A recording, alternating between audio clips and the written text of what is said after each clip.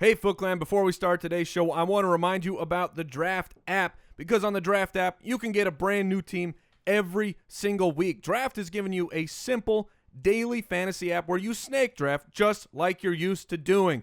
And look, you got to get your deposit in right now because they will match up to 100% of your deposit. So grab the Draft app today, use the promo code BALLERS, and join the thousands who are already competing against fellow Foot Clan members and us. That's the Draft app. Use code BALLERS.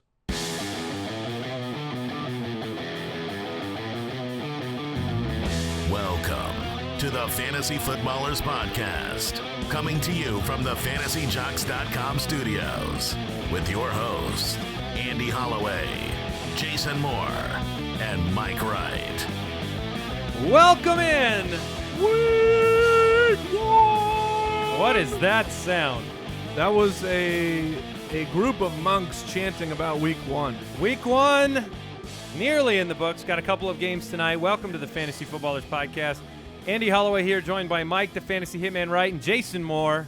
Say hello, fellas. Bonjour. Oh, man, that was awesome. It was so For great. some of us. For some of us. Well, I mean, awesome to watch football. Oh, yeah. There's winners, there's losers. Amazing slate of games. Amazing amount of close game shootouts. The endings were incredible. Stupid kickers.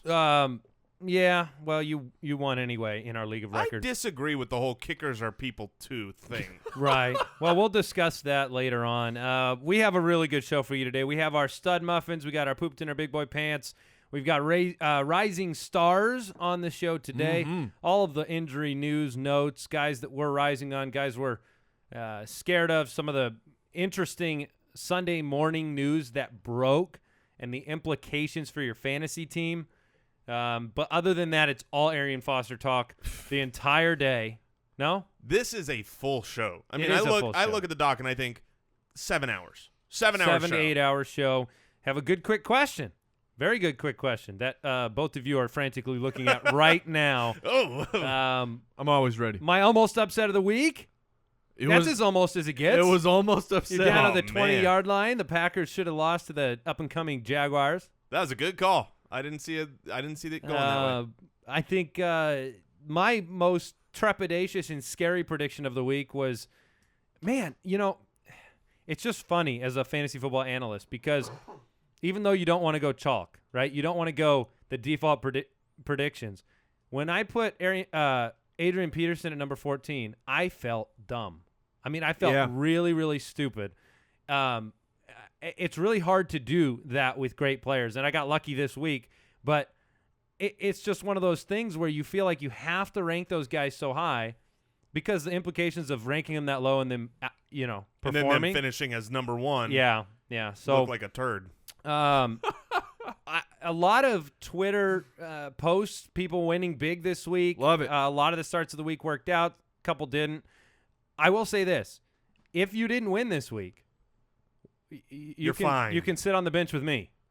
I didn't win this week. I fell a little flat on my face here in the Legacy League.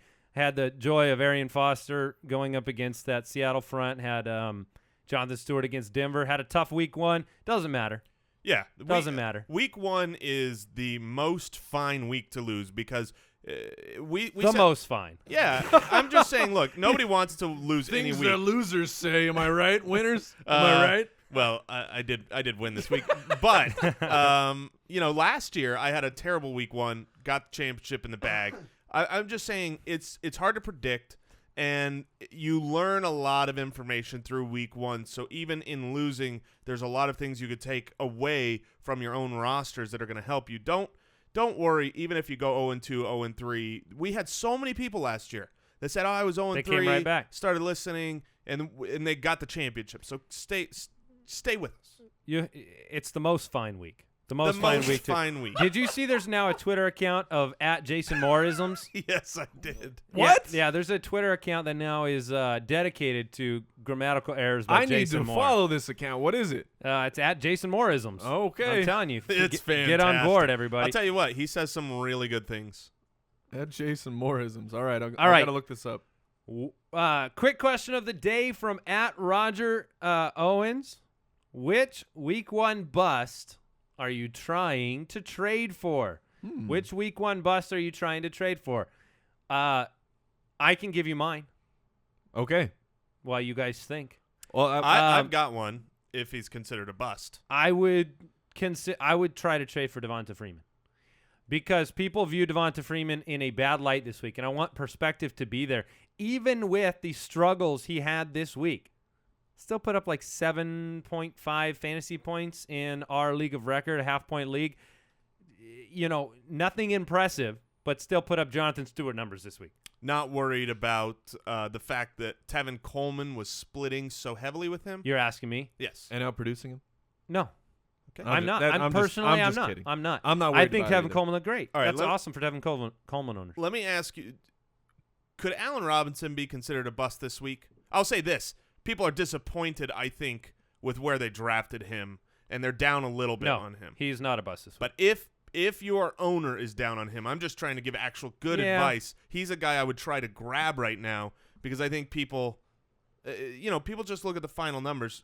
They don't really. He was still all right, though. He He was ended up all right. 6 for 72, about 10 points. I mean, He had 15 targets. yeah, that's great. No, that's what I'm saying. It's Including, fantastic. I think he had, out of those 15 targets, I think he had about 19 red zone targets. if anyone, out of those 15. if but anyone none of looks them, at the final score and you can trade a guy, he was going up against Sam Shields, too. yeah, no, That was part of the problem. I got a question for you guys because someone on Twitter asked this, very related to this question. They said the Adrian Peterson owner is freaking out. Oh, yeah. And they have That's offered who I would pick. they have offered a trade of Peterson for Latavius Murray. Oh, take it. You would take Peterson? Of course. Yeah. I think I would too. Not to mention that, there's several pieces in that Oakland backfield we saw this week, including Richard. I mean, Richard had a big week. They're willing to use a couple extra guys. I'm not down on Latavius, Right. but he's no Adrian Peterson. Go get him. Yeah. That's So who's the bust? Is that your bust? then? Yeah, Okay. that's- Um, I like the Freeman call as well. all right, we're going to get into the rewind for week 1. Before we do that, I want to remind everybody where they can find us on Twitter at the FF Ballers. You can go to the website, thefantasyfootballers.com. That's where you can see all of our weekly rankings, articles, DFS content. You can check out, you can submit a question to the show for the mailbag episode. A lot of good stuff over on the website, thefantasyfootballers.com. And definitely check out our fantasy football community at jointhefoot.com, a great place to bounce questions off of one another. We almost have 2,000 listeners over there. You get an extra episode every single week. So let's go ahead and get into the rewind. Weekly Rewind. All right, I want to jump into the Sammy Watkins news. We saw it this morning. My watch was blowing up from news about, Sammy Watkins, severe discomfort in the foot. We know this injury can cause that. This is the same injury, that Des Bryant, Julio Jones, Julian Edelman have experienced. correct. It seems like severe discomfort is part of the recovery process. I think severe discomfort is just part of Sammy Watkins' life. Yeah, well, all Buffalo Bills fans as well. But the report was that maybe they're going to shut him down. What are you hearing now, Jason? The latest that I heard is that the pain is not curable by surgery. There's nothing actually wrong that a surgery will fix. So they just have to essentially, pain management and give him things. At first, they were going to shut him down for a few weeks, see if that would help. Now they're saying the Bills are not going to shut him down. This is clearly something where this morning we don't have the answer for you, but that if he plays, he's going to be playing. If he's in the lineup next week, he's going to be playing in pain with some pain meds going on. It's definitely a scary situation. And look, while he doesn't need surgery right now, this is the type of surgery where it's very common for people to need a follow-up, a second. Julian Edelman just did that, and should that happen, the second surgery has a much longer timetable for recovery than the first surgery. So Sammy Watkins scares me quite a lot. I don't know how it's possible because this was completely an accident, but Ndamukong Suh managed to step on somebody again, and this time it was Russell Wilson's ankle. He underwent precautionary x-rays. He stayed in the game. He looked like he had one leg. Oh, he looked bad. bad. And, that's his game, being evasive, getting out of the pocket, extending the play. It's what makes guys like Doug Baldwin amazing because Baldwin can separate and kind of improv at the end of a play. Not even that, but he was just flat-footed, and it seems so weird because he's a short guy. You don't ever see, those statues in the pockets that are short. And watching him was really weird once he rolled that ankle. So there's some reports this morning that he shrugged it off, but they're saying it's more severe than reported. So we need to watch him. He may not play in week 2 against the Rams. You need to pay attention to the news on that. If you're an owner that has Russell Wilson, you might need to stream a guy in week 2. I wouldn't drop Russell Wilson. No, you don't drop him. But that's a monster hit for all offensive players for Seattle. All right. In the least surprising news in the history of the world, Robert Griffin III will undergo an MRI on Monday and admitted he's in pain. He hurt his shoulder on a late game scramble where he basically shouldn't have. If you watch the play, he just decided to run right into somebody on the sideline. His arm was not looking good. Look, this is fantasy football, so you have to break down the implications of injury. It's good news for offensive players in my opinion, on offensive players for the Browns. I mean, probably Gary is. Barnidge put up a goose egg in this game, which is the greatest fear that we had for Barnidge with RG3 coming in. The offense couldn't get anything going. We'll see what happens, but McCown might play next week. Yeah, but, man, I love watching Robert Griffin play. I mean, he bombs it out. If you saw this, the Terrell Pryor catch, the deep pass was incredible, and I love that Griffin is willing to do that. However, the good news is Josh McCown is equally as willing to just bomb it out. All right, talk about burying the lead. Mike, why don't you take this one? Keenan Allen, non-contact, went down. The reports are that he tore his right ACL against the Chiefs. He was having himself a day. Oh, man. Part of it. He was actually weeping on the cart. Yeah, it looked like he knew. He knew right away that it was done. Man, that you miss the second half of a season, and then you work hard to get yourself back, and you get 2 quarters. This is extra sad. This is bringing me down. Well, it's extra sad because I feel like simultaneously Phillip Rivers lost all of his value. Yep. So I feel like 2 players got injured on that play. So I have, as I've talked about, I drafted Phillip Rivers. And you loved him. Oh, man, yes, very much, and it looked great. Sure. The Chargers looked fantastic. They were beating the crap out of the Chiefs for a while. And then with the Sammy Watkins news, I mean, I chose to stream Taylor, which that clearly did not work out. But it was funny. This morning we were talking about, Andy was saying, oh, I lost my quarterback possibly for the week because you have Russell Wilson. I said, I lost both. I lost both of mine in Tyrod Taylor and Phillip Rivers. Yeah. So fantasy implications, is there somebody that's going to step into that role? Do you upgrade? I mean, nobody gets an upgrade here from for me at all. We saw what happened to the offense. who am I thinking? Tyrell Williams? Is that his name? Yes. Yeah, that would be the guy to watch for me. But at the wide receiver position, he had some plays and flashed after Allen went out. If you're in a dynasty league, definitely you should have picked him up last week, as I did. Yeah. All right. Julio Jones retweaked the ankle, says he's not worried about it. I think Julio plays with a limp every single game. I mean, it's just not a lot of targets in this game. Kind of an odd game. I'm just so frustrated with Matt Ryan. It's not even funny. All right. The big news on Sunday morning. For having a big monster game? Yeah. But not feeding Julio? Sanu!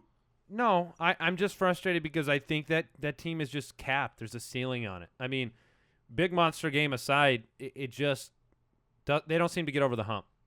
I mean, and Tevin Coleman is who Matt Ryan could thank for about half of his production.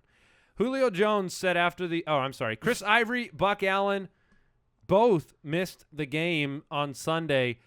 Healthy scratch for Buck Allen, which was the most Very surprising thing I've seen. Ivory was a injury-related thing. He went to the hospital. I don't have any news on him other than the fact that he was out, and there'll be updates today. Along with Buck Allen was also C.J. Spiller, a healthy scratch. Both of those guys were very surprising because preseason they both made a little bit of noise, and you thought they were going to be involved this year, at least in the passing game. So to monitor. What do you make of the Buck Allen situation? Because in spite of his absence, nobody really did much for the running game in Baltimore. They split very closely, Forsett and Terrance West. I mean, I was shocked. I'm trying to dig up some news here. I will throw this out, though, that I think Ivory is a very interesting name to monitor. If you want to talk about a guy you can get extremely cheap, TJ Yeldon had a huge opportunity yesterday and was not very good on the ground. So maybe they take an extra look at Chris Ivory when he's finally healthy. All right, let's go ahead and jump into this week's Stud Muffins. This week's Fantasy Stud Muffins. All right, we're going to talk through some of the guys that lit it up in week number 1. I mean, I want to start at the wide receiver position because All right. Brandon Cooks, Woo! he's fast. He's really fast. I mean, 98-yard touchdowns do a lot for you, but he still put up another touchdown. He was 6 for 143 and 2. Along with Brandon Cooks, Willie Snead. Oh, man. 9 for 172 and 1. It was that Yes. perfect fantasy game. We expected it. We expected this And to it be a came high-flying game. Lovely thing. Both of the big games we were wanting to start all your players in really came to fruition. I mean, you talk about a lot of points Talking being about the scored. Colts and the Lions. Yeah, the Colts and Lions and the Saints and the Raiders. Yeah. Those- So Willie Snead, Brandon Cooks, really impressive. I think I was more impressed with Snead just from the volume and the production. If you have the opportunity, are you flipping Snead right now, or are you going to hold him? I would flip him if I could get a 1. Well, you're not going to get a 1 for Willie Snead, but No, if I could work him into a trade for a 1, I would flip him. like a package, you mean 2 for 1? Yeah. I mean, if you send somebody Willie Snead after a 9-172 in 1 week, and somebody else, you'll be able to go get a 1, especially if it's a 1 that. I mean, you're telling me you couldn't find a league where you offer. Let me think here. I don't know, Forsett and Snead to go try to get like Robinson or something. No because way. somebody's down on him after week 1. That's probably not going to get That's it done. not But gonna I happen. see what But you're saying. Like you know what I'm something saying? close. Maybe Larry Fitzgerald and Willie Snead for an Allen Robinson. They both had maybe. good week 1s. If somebody's needing a little bit more depth, you could get something done there. I agree. Willie Snead should be fine this whole year. He got targets. He got open. But he's not going to do what he did last week because there was the over-under in Vegas last week was this game is going to be one of the highest scoring games of the week. Yeah, you have to try to cash in on some of these guys' week 1 production.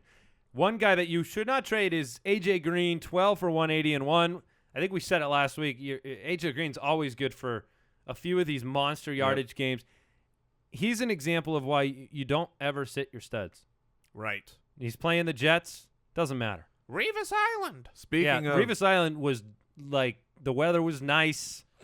There was Revis Island fruit is, on the trees. I'll say this: it's been the last year. Revis Island is a nice place for wide receivers to vacation.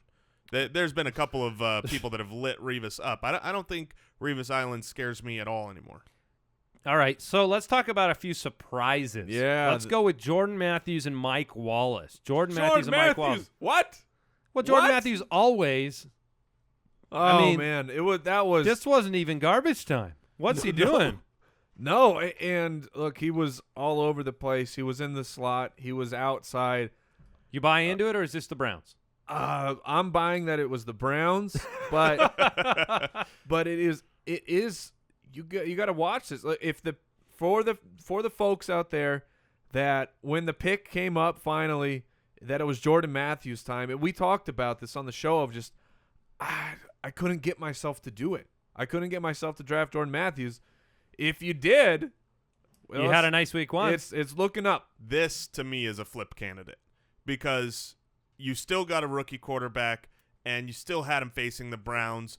Look, I think Jordan Matthews is good. There's a lot of people out there that are going to say Jordan Matthews is the real deal because he is a good wide receiver. He put up that game. He's the go-to guy. You're going to get value for him. So for me, this is a guy I would flip. I don't know. I'm holding. For me, I'm a hold. And that's exactly why I'm going to get value. Like he's going to net a lot because it's curious. My hold, Well- though, is based around the fact that he may produce that value. And week 2, the Eagles take on the Bears. Yeah. The Bears.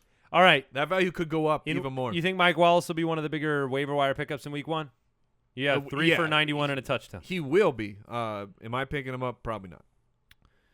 No, but he's good. He's one of those guys that's like Djax Light, where Right. he could deliver that big play, and that's all you need for an entire week. Also worth noting, Doug Baldwin is definitely the go-to guy for Yep. Russell Wilson. Looked really good this week. 9 for 92 and 1 on 11 targets. He just snatches everything up. Didn't see a lot out of Lockett this week. So let's talk about quarterbacks. In the shootout games, it was a delight. Andrew Luck, 4 touchdowns. Drew Brees, 4 touchdowns. Matt Stafford, 31 for 39 for 340 and 3 touchdowns. Ba-boom!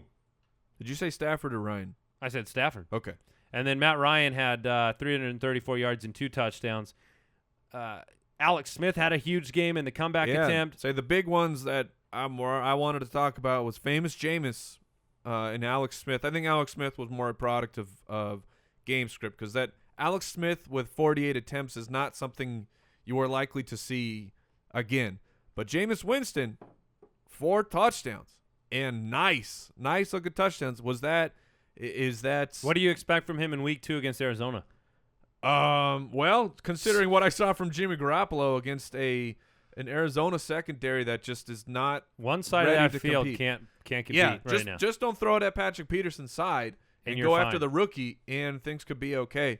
So where preseason it was this nervous thing of, Jameis has a great week 1, but then he has this murderer's row, so to speak. Arizona's secondary doesn't look so bad, however. So good. Yes, it's so good. I would still say that Doug Martin freaks me out for next week. Brees, Winston, and Stafford were 3 guys that we talked a lot about in the preseason and at least delivered in week 1. So we'll see how that progresses. Running backs, let's talk. We got Spencer Ware, had the big week, led the league in fantasy points, at least in our format. A lot of that was because he caught so many darn passes. I mean, 7 for 129 through the air. He had a very, very good game. Really, when I watched it, when I saw Char West, he looked, just far inferior to Spencer Ware. There were a couple screen passes West caught and couldn't break the first tackle, got backed up on them. I thought Ware looked a lot better. Yeah, Ware looked special with the ball. He put Kansas City on his back and said, "Hey, we're coming back in this game," and he did it through the passing. Such an important game for Kansas City to win too. Yeah, it was a special performance. I think. That being said, I know we talk about are we keeping this guy or flipping him? To me, I feel like you're not going to get season-long value out of Ware, and if you're the Jamal Charles owner, you need Ware bad. So if you can flip Ware to the Jamal That's Charles what you'd have owner, to do, yeah. they will pay up because they should pay up. Yeah. And so that'd be kind of like one of those after week 1, maybe both teams. Well, you probably didn't lose if you had Ware. You're like, see why you need him? Yeah. Yeah, exactly. You'll be able to get some value. Hey, before we talk about more of the running back stud muffins, who might have been in this, are you guys playing draft? I know you two are. I'm in. Yes. I'm in. I also know the Foot Clan, we had over 4,000 people playing with us in our league on the draft app. Love it. And if you are not one of them, well, then first, shame on you, and second, congratulations, because you get to play an awesome new game. It's the draft app. You heard Mike talk about it before the show. It is a lot of fun. It takes 3 to 5 minutes to do an entire draft. You can get in a draft for $1 or for $5 or however much you want to get in. They're so quick. They're snake drafts. If I get Aaron Rodgers, my opponents don't get him. There's that strategy that we all love about preseason drafting. It is a super fun, easy to do way to get more out of fantasy football. You're watching these games and you've got more guys on the line. It is just a blast. Plus, on week 4, we are giving out some crazy cool signed jersey. We have not figured out exactly what it is yet, but we'll let you know. It's going out to whoever gets the most points. So you want to get in now. You can go to playdraft.com/ballers or go to your app store. It's on iOS and Android. Download the draft app and put in the promo code BALLERS.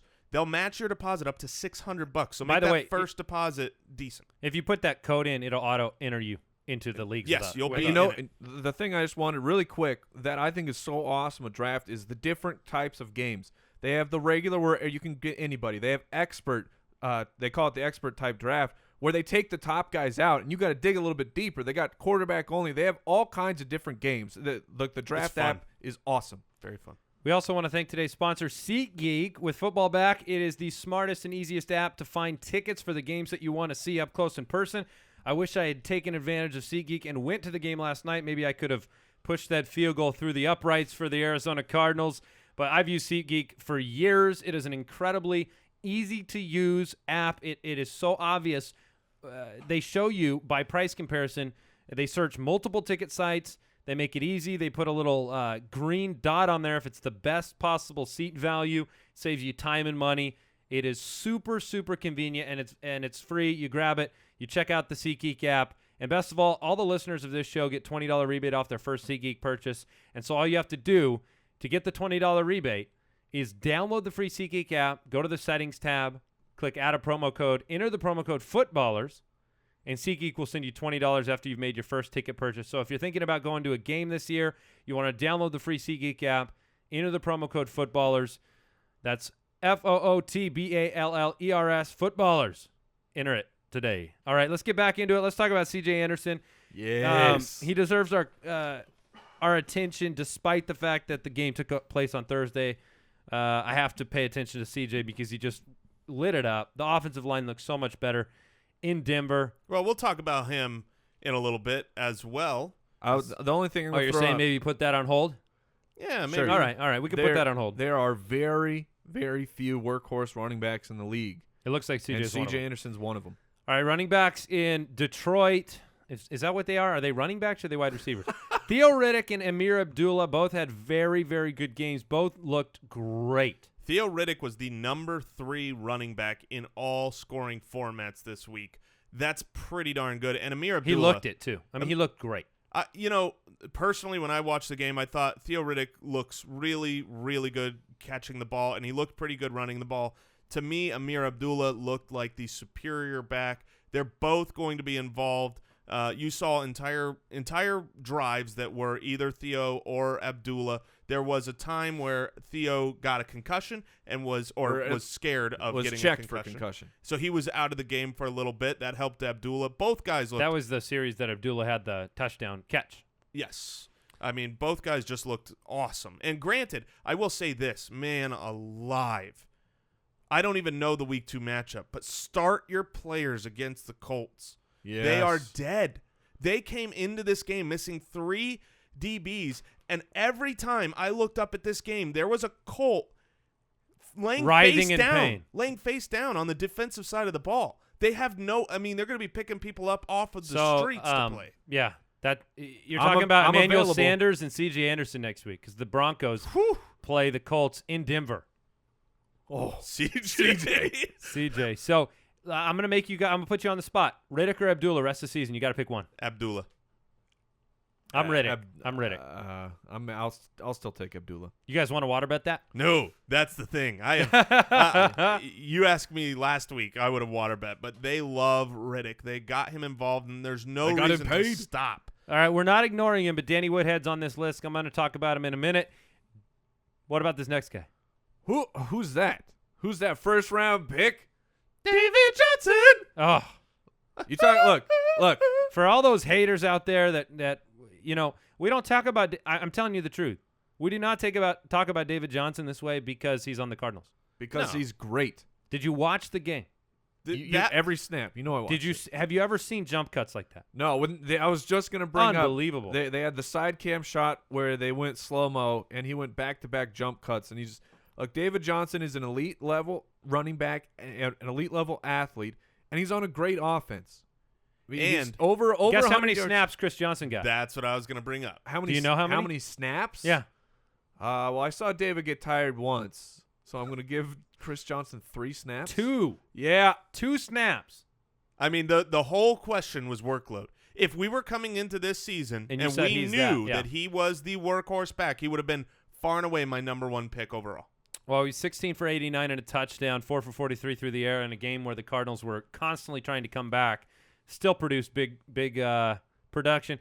Another guy that dominated snaps, Matt Forte dominated snaps, 22 for 96. Wow, there was no timeshare there in the slightest. He's he's a top back as we feared when the Kyrie Robinson situation happened. We said, well, we might be wrong about Forte. Well, it wasn't just the Kyrie. I mean, honestly, Kyrie, we were saying goal line, but we still expected before the goal line for there to be a 50-50 split with him and Bilal Powell. I still think it'll be game flow specific, but Powell wasn't on the field nearly as much. And DeMarco Murray dominated snaps, caught 2 passing touchdowns. I will say and went full Superman. Yeah, I don't think he's in our pooped in his big boy pants section, but Mariota was not good. not good enough. I will say that. It's these boneheaded mistakes that happen. I mean, this little back foot throw, the pick six that went to, Minnesota won the game with their defense because Mariota put him in a position to do so. So and then a real quick touch on Matt Forte. I think I'm going to rise back up on Ryan Fitzpatrick because I don't think they're going to be able to get it done when you're talking goal line carries. I think they're just going to have to throw all touchdowns in. All right. And lastly, the tight end stud muffins of the week. It's the classic list you'd expect. Jack Doyle, Julius Thomas, Dwayne Allen, Dwayne Allen, my start of the week. Hilarious. Because you said it. Every season opener for Dwayne Allen, he scores a touchdown. I said it was a guarantee. And Twitter was a buzz. Well, I love seeing Eric Ebron have a good week one. He's going to be a red zone target. People need to understand that. He's going to be great this whole year. He's going to be a top 12 tight end. Pick him up off of waivers. All right. That brings us into Raising Cane's Rising Stars of the Week. All right, we're talking about our Raising Cane's Rising Stars of the Week. What I want this segment to mean to you as a listener is these are players we are rising on in terms of long-term value. Guys that, based on their production this past week, either solidify a trend, begin what we think will be a trend, players that you should be paying attention to. I'm going to kick it off right here. My name is Danny Woodhead. Now, Hi, Danny. That's my name. Don't wear it out. Oh, my goodness. No, you did not just do that. I'm embarrassed right now. I mean, that's not dad joke. That's grandpa joke. That's grandpa joke. That's third grade level joke. Well, Danny Woodhead looks like he's in the third grade. Oh, come on. Look, Danny Woodhead could beat us all up. Oh, yeah. There was a really – look, Danny Woodhead – no, he couldn't. Danny Woodhead is my rising star of the week. He had a career high in carries, and it will be overshadowed by 2 touchdowns by Melvin Gordon. Now, I love Melvin Gordon. Coming out party for Melvin Gordon, got the monkey off his back twice with 2 touchdowns in the game. He outsnapped Melvin Gordon 50-23, outtouched him 21-14. And listen, Keenan Allen's gone. Woodhead, they're going to need him. Yes, they are. In the Go buy Woodhead. Yeah, absolutely. My rising star of the week is the aforementioned C.J. Anderson.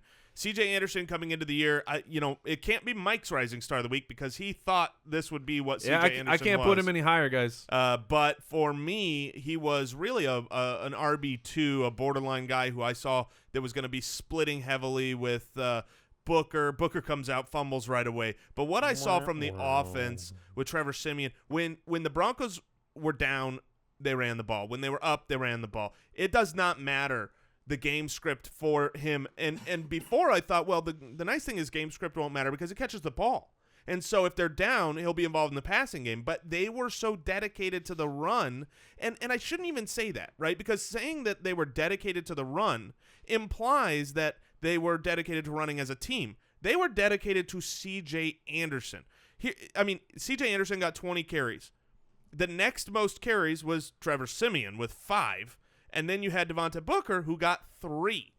This was the C.J. Anderson show. Now, the only worry about Franklin is that the box turtle is that he could get himself banged up. Who do you handcuff him with?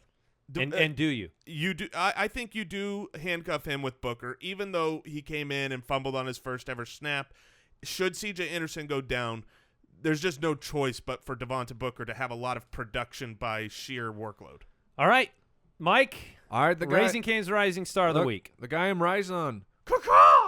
Isaiah Crowell. I have my eye on him. He was a guy we were talking about all preseason that Hugh Jackmanson loves to run the ball.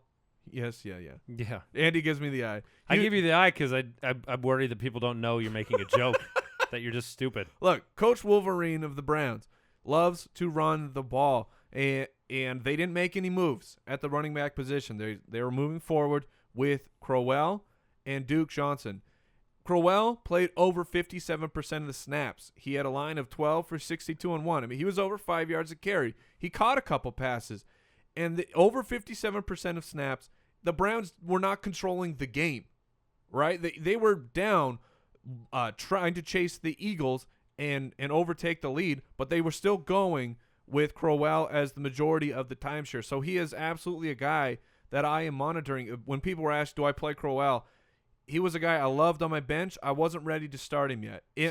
Am I ready to start him? Maybe in a flex. But if we have another week where these trends are continuing, then Crowell's going to jump into a low RB2 at least. A lot of people were giving me the heads-up question, Crowell or Sproles? Crowell or these other peripheral backs? And I told everybody to play Crowell. Not because I thought he'd have a great week, right? But because I said he was the safest guy you could play this week if you just needed an RB3, RB2 flex play where you knew he was going to have volume.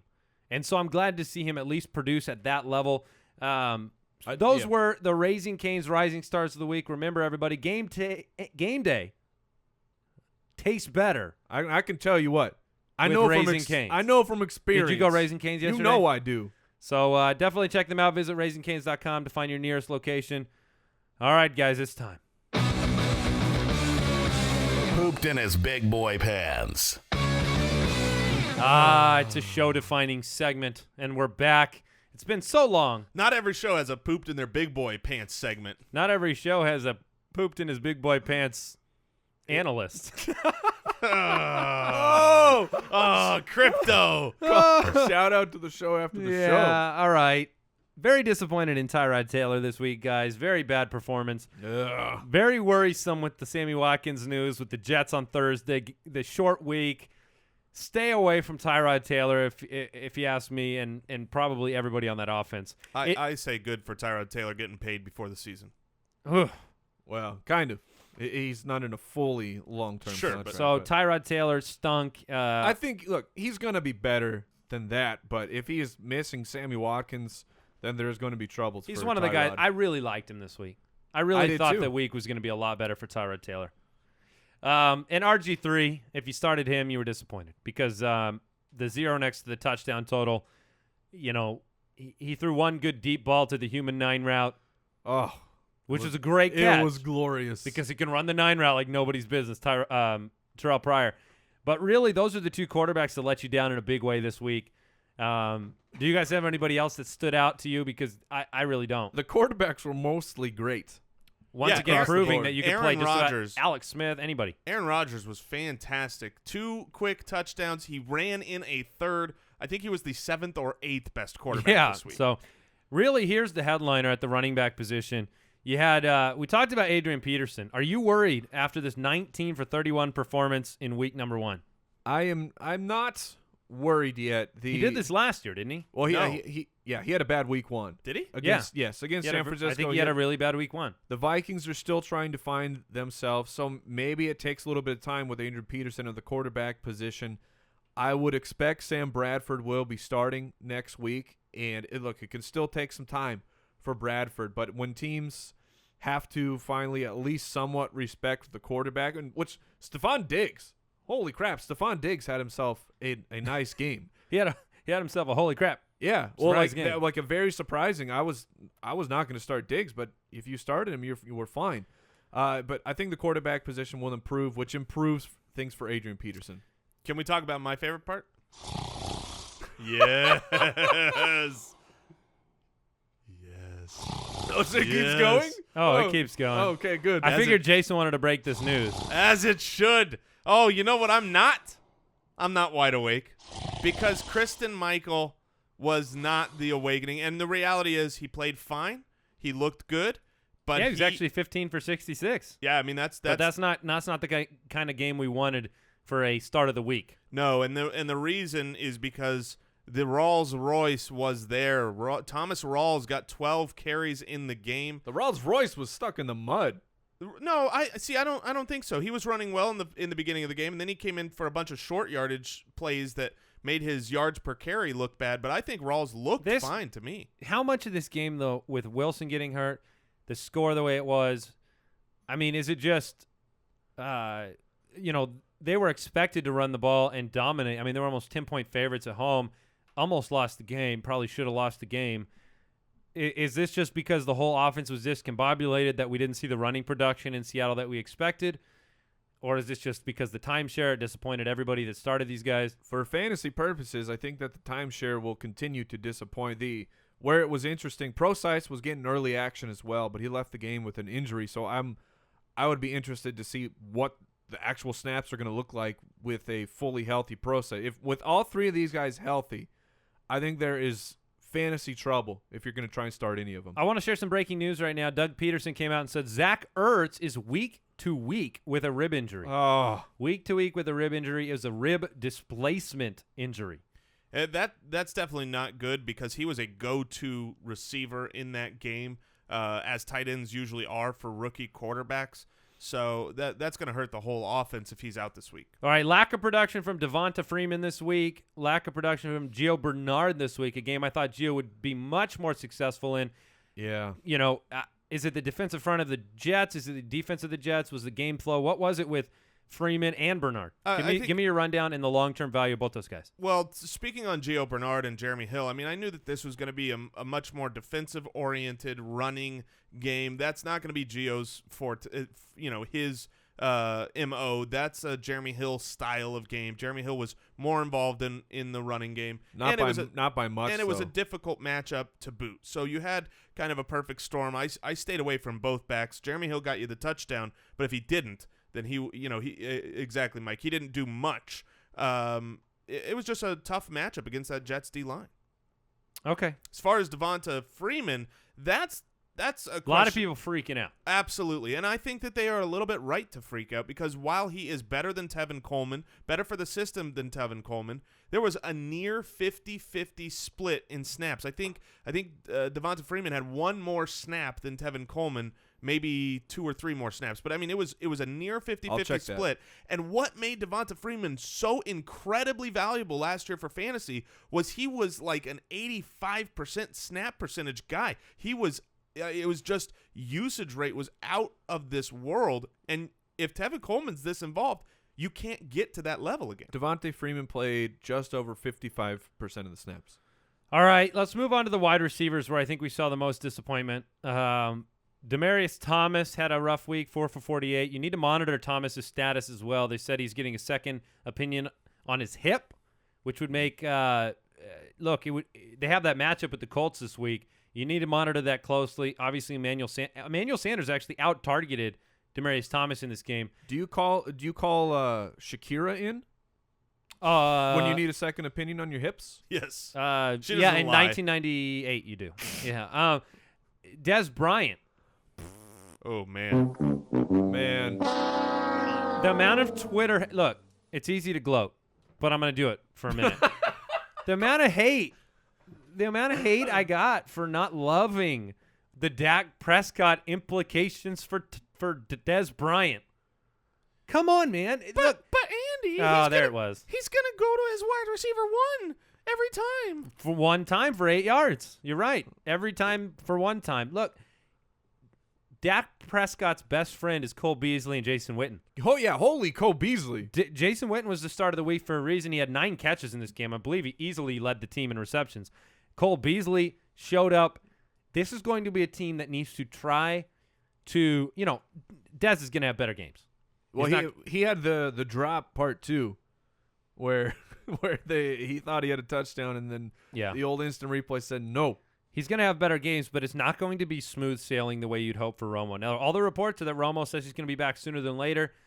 Dez is a buy low candidate like he seems to be every year lately. I would go in on him as a buy low guy. Yeah, he was a guy that, for the quick question, I was between Allen Robinson and Des Bryant. If you can get Des Bryant on the cheap, it's fine. Like Mike said, he had a touchdown that was an inch away from being, his fantasy day would have been fine. I mean, still a disappointment, but he would have been okay. And not every game script is going to go this way. And when Tony Romo gets back, Des will be Des. Tyler Lockett, Kenny Stills, Kamar Aiken, other disappointments. Lockett didn't look very involved. Lockett had a couple of drops that were just kind of embarrassing. He had a fumble, I think. Kenny Stills had the drop of the week. Oh my! The drop if there was a of segment the for that, century. He was 10 yards wide open behind the defense on like a 50-yard bomb to go for he could have done somersaults, like just rolled somersaults for 20 yards into the end zone, and it hit him right in his breadbasket. And he closed his hands before the ball got there. His hands are his breadbasket. Oh, apparently. That's not your breadbasket. Your breadbasket's usually in the gut. Yeah. Well, that's where it was right here. Jason has 2 breadbaskets. No. He was holding the ball was near his gut. It hit him right there. I agree to disagree on that He one. dropped it right in the He moneymaker. Right in the His moneymaker. hands? He's I guess he's a wide receiver. he's grasping.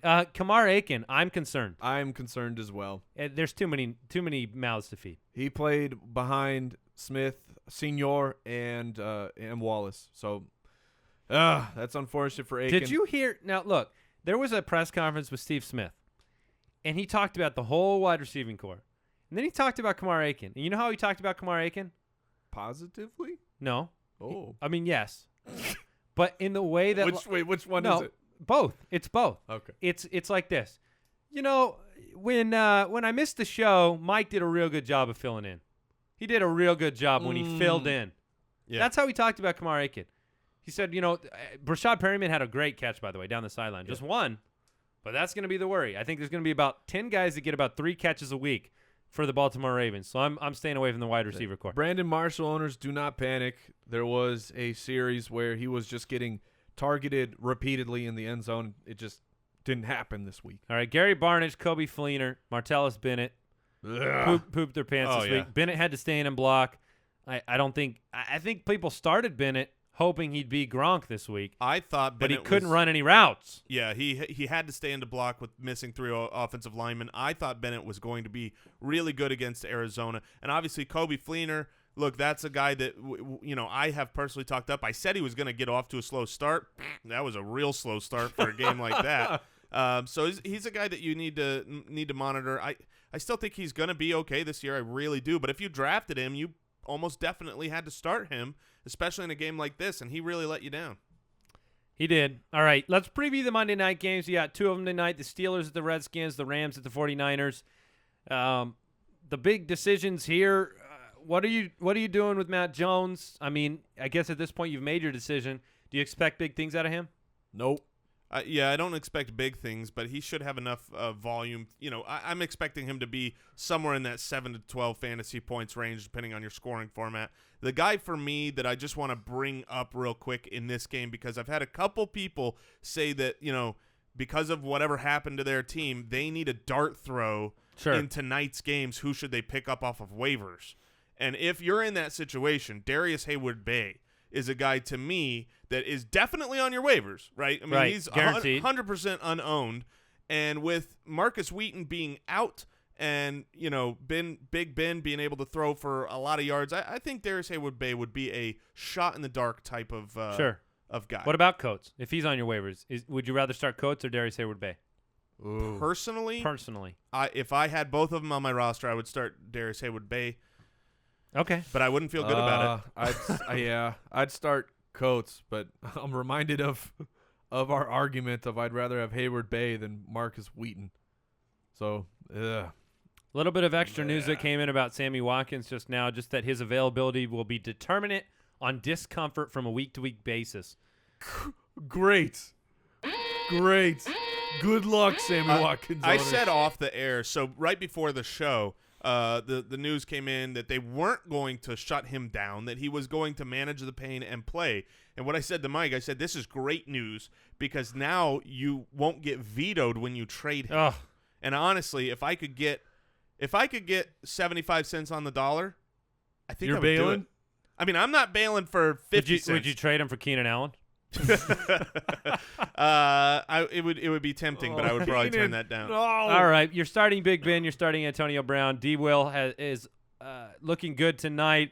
Kirk Cousins on the other side is my start of the week. We'll see if that works out. I like the opportunity for this game to turn into kind of a higher scoring affair. Kirk Cousins, I have a personal favor to ask of you. I'm in a matchup with Jason, and I believe I need 39 points. Yes, you do. Kirk Cousins. Kirk, I need you. I have a personal favor to ask of you. I'm the only one who believes in you, and I need you. This is great because we had, I think, on Fandings, we did our Fandings debate of the week on Kirk Cousins, and now he is the winner or loser for our direct head-to-head matchup. I need you. And I'm going to be right on that. Set your phasers to, I don't know, stun. Set your phasers to meh.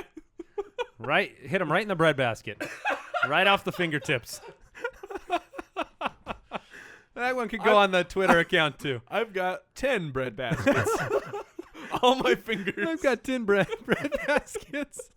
All right, the Rams take on the So 49ers. just out of curiosity, yeah. if what you guys are saying is a breadbasket, if It wasn't close to any part of his chest. If a quarterback throws it in the breadbasket, is he supposed to not catch it with the hands? He just lets it fall to the ground? Catch it only with the belly? No, you know what a body catch is like versus a hands catch. A bread basket, because you're making the shape If you see this right of now. a basket that is ready to catch bread. A bread basket is one of those so like jumping this. catch. No, it's not like that. It goes right into your gut. You catch it first with your chest. That's a bread basket catch. Have you ever tried to catch bread with your hands? You just crumple it and smash it. If he brought his hands lower, it would have been exactly. I mean, he No, dropped it it's right an in. over the top throw. It can't get into his bread basket at all. If he had turned around, He did turn. jumped up, and stuck Yes. his belly out. That's right. He would have done a better job catching the ball than I he did. completely agree. He had 10 yards on him. He should have turned around and bread basketed it. He should have bread basketed it. You're right. It's okay. It's okay, Jason. The Rams 49ers game. You're starting Todd Gurley. How do you guys feel about Carlos Hyde tonight? Are you just meh?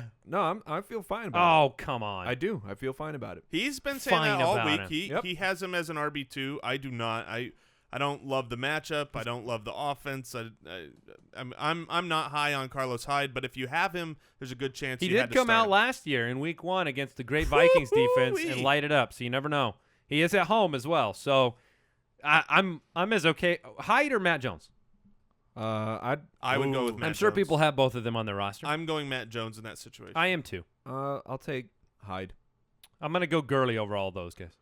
I'm okay with I'm that. worried about Gurley because AP was my number 1. Gurley's my number 2. Uh-oh. He'll show up. He'll be fine. He'll show up. All right, that is it for today's show. Thanks for listening in. Hey, tomorrow, Oh, yeah, big show. I hope you're Important right show. back. Did you have Keenan Allen? Do Keenan- you have Sammy Watkins? It's time for the waiver wire. You need to go to the wire. Yeah, you need to go to the wire. I am very excited about that show. It's going to be a great one tomorrow. We're going to have some other stuff we're doing as well. And so definitely check that out. Visit us on the web, thefantasyfootballers.com. We're going to have a mailbag segment maybe tomorrow, definitely on Wednesday. So we're answering your questions there on Twitter at the FF Ballers. Mike, do you have any parting words? Say, hey, if you need a trophy, if you need a trophy for a loser, if you need a trophy for a winner, fantasyjocks.com. They have you covered. Use the promo code footballers. Save a little bit of quiche. All right, thanks everybody for listening, for reviewing on iTunes. We See you appreciate tomorrow. you. Take care. Thank you for listening to another episode of the Fantasy Footballers Podcast. Join our fantasy football That's his community on hand. I know he put his hands up, but he threw it to the bread basket. I'm watching the replay right now. He got his hands in the way, but the pass was on the way to the bread basket.